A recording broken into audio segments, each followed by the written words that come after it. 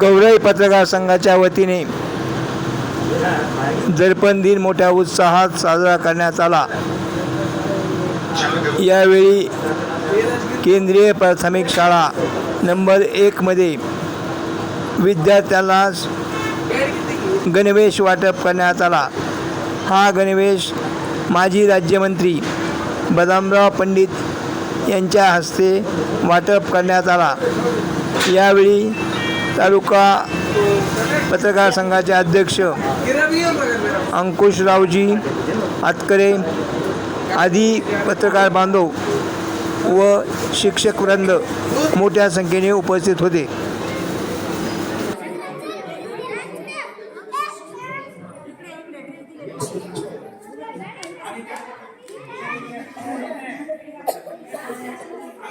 मी काढतो ना हे इकडं, तुम्ही तिथे उपस्थिती लावा।